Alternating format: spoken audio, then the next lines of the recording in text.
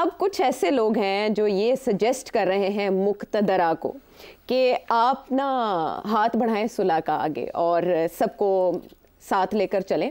आप उनको भी किसी रेस्ट हाउस में या बनीगाला शिफ्ट कर दें और बातचीत का आगाज़ करें। खान साहब लड़ने के मूड में हैं और वो इसलिए लड़ने के मूड में, वो पहले दिन से लड़ने के मूड में थे। लेकिन इस बार तो जहाज भर के लाने वाले भी आउट हो गए मैदान से, यानी हाँ, उल्टी पड़ गई इसलिए, और वो भी इसीलिए मेरा ख्याल है कि इनका प्लान यही था कि अभी हमें ज़रूरत नहीं पड़ेगी ये जहाज़ लाने वालों की। ठीक है, तो इसमें तो बताओ किस्मत के धनी हैं इमरान खान साहब।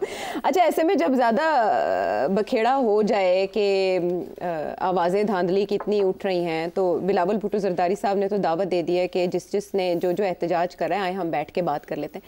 लेकिन जब पिंड में बड़ा मसला हो जाए ना, पुआड़ा पड़ जाए, तो एक चौधरी उठता है तो वो सबको पंचायत में बिठाता है इकट्ठे और कहता है कि चलो जी सुलह सफाई करो, लड़ाई माफ़ करो।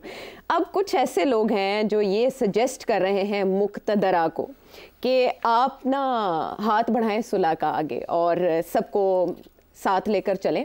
आप उनको भी किसी रेस्ट हाउस में या बनीगाला शिफ्ट कर दें और बातचीत का आगाज़ करें, रिकन्सिलिएशन की तरफ जाना चाहिए। इसी में सलूशन है मसाइल का। लगता है आपको काम आएगा ये मशवरा? नहीं, देखिए ये बड़ी नेक ख्वाहिश है और बड़ा अच्छा होता है ऐसी बातें लिखना।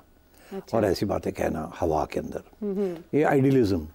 और ये जब लोग इदारिये लिखते हैं ना तो उस किस्म की चीज़ें लिखते हैं, काश के ऐसे अगर हो जाए तो मुल्क चल पड़ेगा, अगर ऐसे हो जाए तो सब इकट्ठे हो जाए। अच्छा। अरे भाई, सियासत में कोई इकट्ठा नहीं होता, मफाद होते हैं और ज़ाती मफाद होते हैं और पार्टी के मफाद होते हैं। कोई कौम और मुल्क का मफाद नहीं होता उस वक्त। जैसे पाकिस्तान और अमेरिका रिलेशंस के अंदर कोई दोस्ती नहीं है, आप जो मर्ज़ी कह लें, वो अपने रियासत के मफाद सामने रख के आपके साथ नेगोशिएट करते हैं और आप भी ऐसे ही करते हैं। सियासी जमातें भी ऐसी करती हैं, वो अपने मफाद, ज़ाती लीडर का और पार्टी का मफाद सामने रखते हैं। वो ये नहीं देखते कि मुल्क के लिए अच्छा है, ये मुल्क के लिए ही अच्छा नहीं है। This is the nature of the democratic game. Pluralism का मतलब ये है कि आप कंपटीशन करते हैं और कभी आपकी बारी कभी उनकी बारी। This is the whole notion of democracy. तो ये अब कहना कि जी एक ट्रुथ एंड रिकन्सिलिएशन कमीशन बना दी जाए, सारे आके अपने तस्लीम कर लें गुनाह, अरे भाई खुदा का खौफ करें। आप इदारिया लिख रहे हैं या कुछ सियासी तज्जिया कर रहे हैं? हाँ। तो सियासी तज्जिए में वो एक अंग्रेज़ी का लफ्ज़ है रियल पॉलिटिक। रियल पॉलिटिक किसको कहते हैं कि हकीकत सामने, रुथलेस, ब्रूटल, बेरहम और बस सिर्फ अपना मफाद जो है उसको प्रमोट करना। तो उसके अंदर तो कट थ्रोट होता है बिल्कुल, और यही सियासत होती है, हर जगह पे ऐसी होती है। सिर्फ ये नहीं कि हमारे यहाँ ऐसी है, हर जगह पे ऐसी होती है। अच्छा, लेकिन इसमें बार बार 1977 का भी हवाला दिया जाता है, आपने भी दिया कि सिचुएशन कमोबेश वैसी थी इलेक्शन से पहले और इलेक्शंस के बाद भी अभी एहतजाज तो चल रहा है।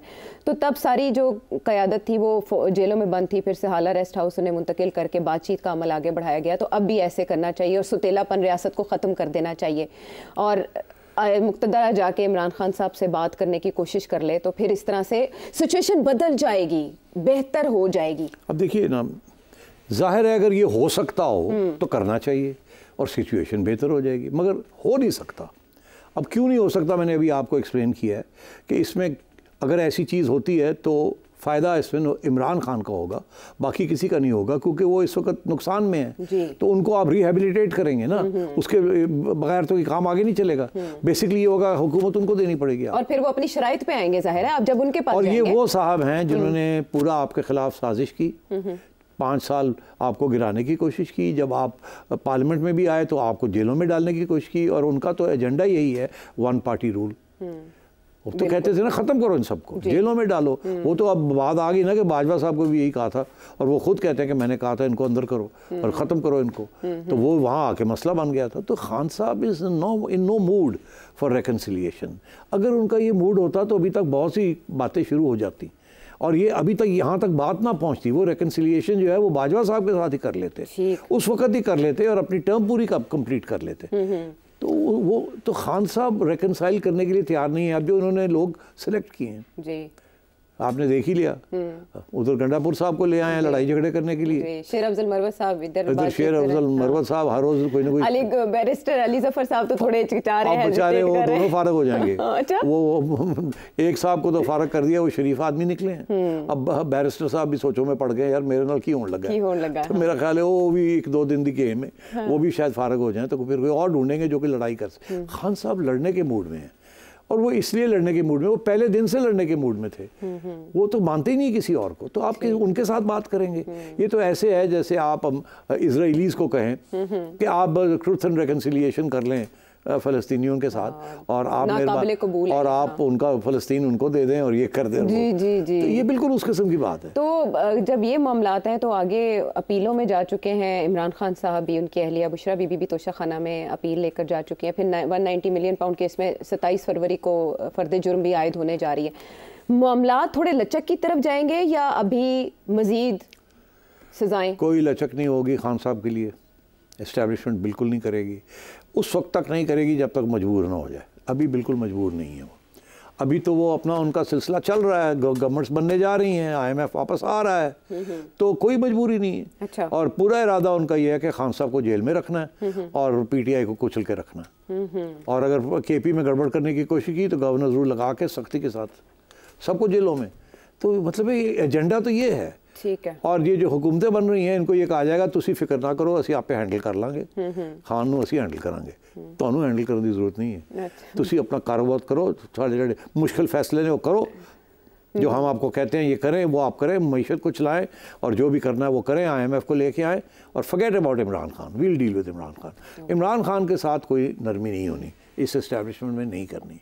ये उस वक्त नरमी होगी, मैं आपको बता दूँ, उस वक्त होगी जब ये जो सारा सिलसिला बनाया है किसी वजह से ये कोलैप्स कर जाए, फिर ऑप्शन सोचने पड़ेंगे कि क्या करना है। हो सकता है एक ऑप्शन ये हो कि सबके साथ सबको फारग किया जाए, फिर सोचेंगे कि ये चल सकता है नहीं चल सकता, इंटरनेशनल कम्युनिटी बात मानेगी नहीं मानेगी, अपनी बेइज्जती होगी कि नहीं होगी, और इस्टेब्लिशमेंट की क्रेडिबिलिटी पे दाग लगेगा नहीं लगेगा, एट्सेट्रा एट्सेट्रा।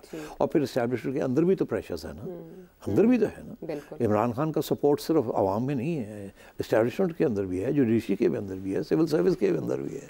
तो ये कोई ऐसी बात नहीं है कि जी आपके खान साहब सिर्फ आवाम में इस दिलों में बैठे हुए हैं, वो और भी बड़ी जगह पे बैठे हैं। वो सारी जगह पर भी तो अवाम ही है ना। well, like you can say कि अवाम है, बट नहीं, अवाम से हमारा मुराद वो खवास है। हाँ, वो खवास है। yes. बिल्कुल ठीक है। अच्छा, पहुंच गए इस पे। और तो वो सिचुएशन अगर आई किसी स्टेज पे तो फिर मजबूरी के तहत बात करनी पड़ेगी।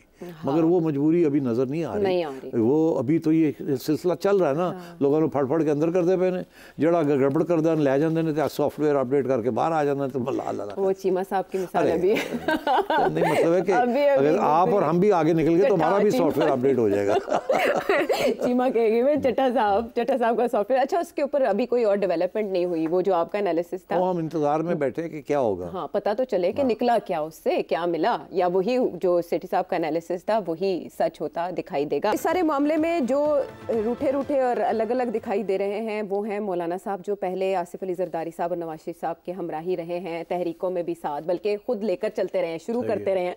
लेकिन अब की बार है वो रूठे और मुस्लिम लीग नून को उन्होंने ट्राई भी कर लिया, इसहाक डार साहब की तरफ से जवाब भी आ गया, लेकिन मौलाना साहब की जमात कह रही है कि हमने आपको पहचानने में गलती कर दी। इसहाक डार साहब ने कहा आपने आने में की, उन्होंने कहा हमने आपको पहचानने में की, यानी इतनी दूरियां हो गई हैं। अब मौलाना साहब KP को छोड़ के सिंध में तो एहतजाज कर रहे हैं, पीपल्स पार्टी को उधर तकलीफ हो रही है कि आप हारे उधर बुरी तरह, और हारे भी उनसे जिनके साथ आप बात कर रहे हैं। पाकिस्तान तहरीक इंसाफ से आप रेडी हैं बात करने को, वो आपसे बात करें, एहतजाज करें आप सिंध में आके। मुझे आपसे ये पूछना है कि मौलाना साहब की अहमियत तो सब जानते हैं माजी में जो रही, अब आकर क्या नवाज शरीफ साहब या आसिफ अली जरदारी साहब मौलाना को इंगेज करेंगे या रहने दिया जाएगा उनके हाल पर उनको? देखिए, बड़ी एक इंटरेस्टिंग चीज़ आपको बताऊं, 2013 में जब नवाज शरीफ साहब ने गवर्नमेंट बनाई यहाँ और KP की गवर्नमेंट की बात हो रही थी, तो मौलाना लाहौर आए, रायवेंड में बैठे, मॉडल टाउन में बैठे जी, और इन्होंने बड़ी कोशिश की नवाज शरीफ साहब को मनाने की कि हम मिल के KP में गवर्नमेंट बनाते हैं, और उसमें थोड़े बहुत ख़रीदो फरोख्त की ज़रूरत थी, बाकी बन जानी थी। अच्छा, नवाज शरीफ साहब अभी थोड़े डेमोक्रेटिक मूड में थे और उन्होंने ये मुस्तरद कर दी मौलाना की बात। मौलाना बड़े नाराज़ थे कि ये क्या बात हुई, उन्हें आदत थी MMA की गवर्नमेंट और ये वो वाला, तो मैं नवाज शरीफ साहब ने कहा नहीं, इमरान को करने दें, ये फेल हो जाएगा, पता लग जाएगा सबको, और फिर हम भी एक नया कदम उठाना चाहते हैं कि हम गिराना नहीं चाहते, मौका दें, उनकी सबसे ज़्यादा है सिंगली, तो उनको बनने दें। बिल्कुल, और हालांकि ये बना सकते थे दोनों, जी बिल्कुल बना सकते, तो मौलाना ने वो बात भूली नहीं। अच्छा, अब क्या हुआ कि 18 में मौलाना की कारकर्दगी जो थी वो इतनी बुरी नहीं थी। इनकी कुछ 16 MMA की 16 सीटें थी, उसमें से 1-2 जमात की होंगी, दूसरी होंगी, बेशतर सीटें जो थी वो मौलाना की थी, जिसमें नेशनल असेंबली की इस दफ़ा उनकी 7 आई हैं जी। और वो भी KP में उनको नहीं मिली, मेरे एक आध मिली, इससे ज़्यादा नहीं मिली। KP में अभी 7 है उनकी। नहीं, KP में तो प्रोविंशियल आप कह रहे हैं ना, मैं नेशनल की बात। अच्छा, आप नेशनल की बात कर रहे हैं। तो मौलाना की नेशनल असेंबली की सीटें इस दफ़ा 7 हैं और 2018 में 16 थी जी, इसलिए less than half, you know. तो आप सोचिए, तो इसलिए उस वक्त उनकी अहमियत बड़ी थी जी, और इसीलिए वो हर जगह साथ साथ बैठते रहे और बुलाते रहे लोग उनको, मियाँ साहब भी मुशावरत करते रहे, सब कुछ करते रहे जी। और फिर उनको हिस्सा भी मिले बिल्कुल, हर गवर्नमेंट। अच्छा, अब बलूचिस्तान में 2018 में उनकी 10 सीटें थी जी, इस दफ़ा उनकी 9 हैं, तो वहाँ उनका ठीक ही रहा है, नॉट बैड। मगर KP में प्रोविंशियल 30 सीटें उनकी उस वक्त 13 थी जी, और अब 7 है, ठीक है ना, उड़ गए ना हाफ। तो अब क्या वो इसीलिए वो KP के अंदर एहतजाज नहीं कर रहे, वो सिंध में जाके कर रहे हैं, और सिंध में कब कर रहे हैं जी, जबकि मुस्लिम लीग नून के साथ उन्होंने पूरी कोशिश की है कि बलूचिस्तान के अंदर नून लीग की और मौलाना की सीटें मिला के गवर्नमेंट बन सकती है। मुस्लिम लीग नून की मेरा ख्याल 11 है जी, और मौलाना की हैं 9 है ना, बलूचिस्तान में मौलाना की 9 है, बलूचिस्तान में मौलाना की 9 है, और उनकी भी शायद 9 या 10 है, मुस्लिम लीग नून की ज़्यादा है। हाँ, तो थोड़ी ज़्यादा 11 है। तो देखिए 20 तो हो गई, तो 4-5 और सीटें चाहिए ना इनको, तो वो इधर उधर से मिल सकती हैं अगर ये कोशिश करते हैं, मगर नून लीग ने ना कर दी इनको, ये गए ना बात जी, बिल्कुल इसहाक डार साहब वो क्यों की, क्योंकि नून लीग ने फैसला पहले कर लिया था कि ये पीपल्स पार्टी के साथ हमने डील करनी है, और वो पीपल्स पार्टी के साथ डील इसलिए करनी है क्योंकि सेंटर में हमें पीपल्स पार्टी की जरूरत है। बिल्कुल ठीक है ना, फेयर डील है, तो इसलिए नून लीग की मजबूरी थी कि वो मौलाना के साथ नहीं डील कर सकते थे जी। तो अब रह गया पीपल्स पार्टी, मौलाना नाराज होके आ गए। अब एस्टेब्लिशमेंट ने और नून लीग ने दोनों ने ये फैसला किया है कि पीपल्स पार्टी की गवर्नमेंट बननी है बलूचिस्तान में। अच्छा, ठीक है ना, तो जरदारी साहब के जिसे कहते हैं ना स्क्रैचिंग हिज बैक, अब मौलाना चले गए हैं सिंध में एहतजाज करने जी, KP में नहीं कर रहे, पंजाब में नहीं कर रहे, कहीं और नहीं कर रहे, हाँ। वो कराची में जाके एहतजाज कर रहे हैं। क्यों जी? सिंध में भी ज़ीरो है उनकी। तो अब बात यह है कि वो सिंध में इसलिए गए हैं कि जरदारी साहब के ऊपर प्रेशर डाल रहे हैं कि बलूचिस्तान में हमें अकोमोडेट करो। वो मिनिस्ट्रियाँ चाहते हैं बलूचिस्तान में